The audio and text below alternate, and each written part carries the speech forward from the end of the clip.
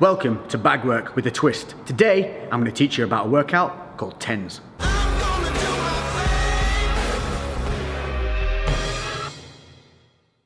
So what's up guys, and welcome to something a little bit different, and this is a heavy bag reps workout. Now what do I mean by that? What I mean is you don't need a timer. This is all about the number of punches you're going to be putting in. So this is basically something that's going to help you build that motor pathway to your punches. It's going to help you learn, but also it's going to be a good cardio workout, it's going to be a good muscular workout, and it's going to help you push those mental boundaries. So without further ado, let's get on and look at what we're doing today. First things first, equipment that you're going to need. Some simple gloves, 12 ounces to 16 will protect your hands enough for this. Most gyms will have them for you to borrow, so don't be afraid to ask. If not, you can get any old relatively inexpensive ones. I've got these Venoms, I think they're called the Venom Elite or something like that. I'll link them in the description below. Simple Amazon buy, so check these out, I could recommend them. Number two is footwear. Make sure that you have something on your feet that's going to give you the support that you need. You do not want to be wearing running trainers. If that's all you've got, do it barefoot. That's absolutely fine. But if you want to invest in something cheap and cheerful, which I've used and has lasted me a long time, some of these bad boys. So these are some relatively inexpensive Lonsdale boots. Again, I'll link them in the description. They cost around £30–35. The last pair I had lasted me literally 3 to 4 years. I can't remember what, because I had them that bloody long. So this is specifically a heavy bag routine, and I'm going to show you why. This may look like a relatively heavy bag, but if we give it a little shot, you can see how much movement there is in that bag. Now, because we're going to be doing punching in numbers, we need something that's going to offer some resistance. Enter Big Red. If we hit Big Red, it doesn't go anywhere, and that's exactly what we want. We want our punches to be landing nice and solidly and transferring all our energy into the bag. If the bag swings or moves or is too thin and we miss, that's when we risk hurting ourselves. So the workout itself, it's called tens. What does that mean? It's simple. We're going to do punches building up to 10. It doesn't mean 10 punches, you're going to be doing much more. But we're going to go from 1 to 10. We're going to go from jabs to hooks to combinations. Now this isn't about time, this is about numbers. So if you get tired, you suck it up, you reset, and you just keep driving through. This is going to be great for pushing through those mental barriers.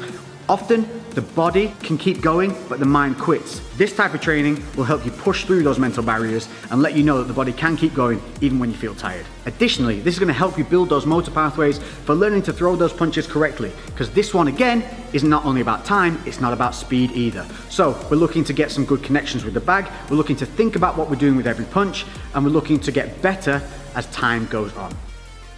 So the way tens works is simply this, it's numbers of punches. We're going to start on the left side, then move to the right side, so each one is done individually. You're going to start with a single jab, then you're going to do 2 jabs, then 3, all the way up to 10. Then switching to the right side, we're going to start with the straight right, 1, all the way up to 10. Then we go hook, hook, and then we go into the combinations of just 1, 2s. So you're going to be throwing a lot of punches here, but what I want you to do is reset with every single punch. I don't want you just throwing like this, nice and short and sharp. You want to be extending through with every punch, resetting every time. That's going to help you build those motor pathways and good habits, so that when you do the bag work that's free and timed and you're moving around, your natural instinct is going to be to throw that punch correctly and keeping that guarded hand up. Now, if you're new to the bag work, or you just need a little bit of a reminder, I'm constantly reminding myself to do things. That's the only way we learn. Let's just start with the foot placement and how we should be throwing these punches. So, taking a look at the feet. Front foot wants to be planted, back foot wants to be slightly elevated. We're going to be rotating our hips through the punches, and we drive through that back foot. So we want to avoid is leaving the floor at any time. A lot of people have a tendency to jump whilst punching. So we want to stay planted, we're going to roll through. I'm right-handed, so my left side is my lead side. If you happen to be southpaw, obviously your right side would be your lead side, and that would be your lead leg. But for me, left leg is the lead leg. From here, I'm going to keep my hands up high, keeping my guard. And you can see my left shoulder is further forward than my right shoulder. So we're not standing square on. From here, what we're going to do is we're going to throw the punch out. We're going to roll the hips through. We're going to keep this right hand up, and then we're going to return back in a straight line to the chin. These are the mechanics that we want to start building in and making a good habit. So I'm making sure that I maintain my distance, because at this point I'm probably a little bit tired. So just making sure that distance stays and I'm not stepped in too close. At any point, if you do step in too close, just reset and stand back out. It should go something like this. 1, 2.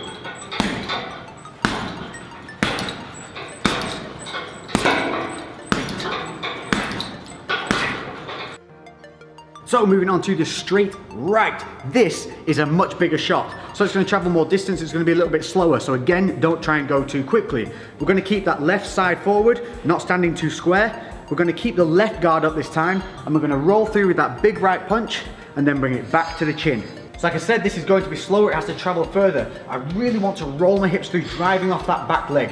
So, the right one, keeping that distance, making sure that you've got that range coming through, bang, bringing that left hand up to guard. So as you come through, get in the habit of just popping that left hand up. So when we're throwing them in multiples, slow it down, make it count.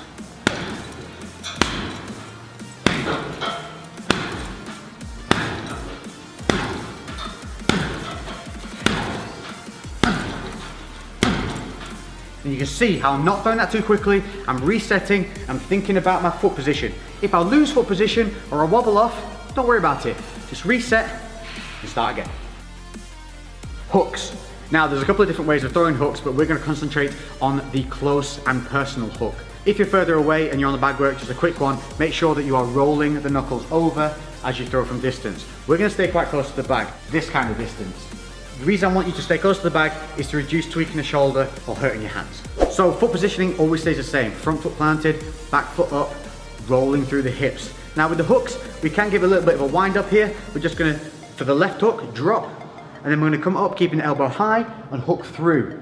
So we want to just develop a bit of an exaggerated habit of bringing that elbow up and high. You'll see a lot of guys when they're shadow boxing, you see them, they just bring the elbow around nice and tight. That's what we want to do here. Obviously, once you get a bit more fluid and you get a bit more technical with things, you don't need to have the elbow as high, but again, exaggeration helps develop that motor pathway.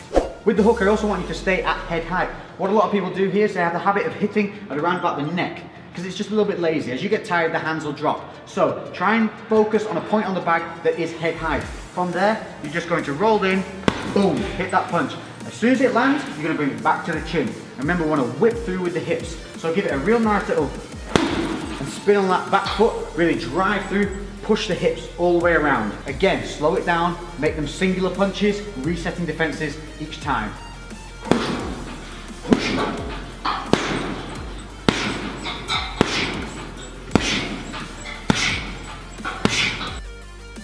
Now if you're like me, one of your hooks will feel more comfortable than the other. For me, my left hook's very natural, but the right hook seems to feel a little disconnected because it's traveling further. With the left hook, I tend to turn my hand over and really bring it in.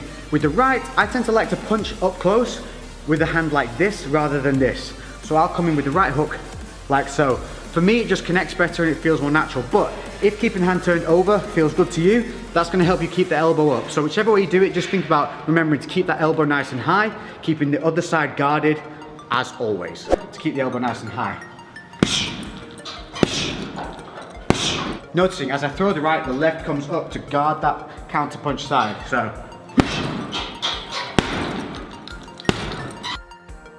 So by now, the sweat should be flowing, you should be feeling it in the lungs, and we're gonna move on to a 1-2 combination. Nice and simple. So for this, you're gonna be doing one punch straight after the other. You're gonna be coming in with a jab, then rolling back through with the straight right. So you'll have seen this often, a lot of people do it on pads and with the mitts, but what we don't want to start doing is those habits of bringing the hands down and rolling them under, or starting to stunt our punches. So again, slow it down, really reach, pop, pop, reset, pop, pop, reset. Now we're going to be going 1-2 counts as 1 rep. To stop with confusion of the numbers, simply count your right punch. So with every 1-2, this is going to count as 1, so it'll be 1, 2, 1, 2, 3, 4, 5, 3. Make sense? It looks something like this. Always keep the hands up as well. As you get tired, your hands are going to want to drop. So don't let that happen. So here we go. 1, 2, 3. Always counting that right hand. So now when I get to 4, it's actually 8 punches. And I'm only going to count the right. 1, 2, 3, 4. So by the time you get up to 10, you're actually going to be doing 20 punches. So there you have a nice variable that is an untimed, great workout using the heavy bag that's going to help you build that motor pathway. It's going to seriously work the muscles of the triceps, the back, the core. Make sure that you're driving through your legs. Make sure that guard stays up. Don't let the hands drop. Break those mental boundaries. I've been Lex. If you've enjoyed this, make sure to hit that like button. Comment below with anything else you'd like to see on the bag or any questions you might have. And I'll catch you guys in the next episode. I'm out.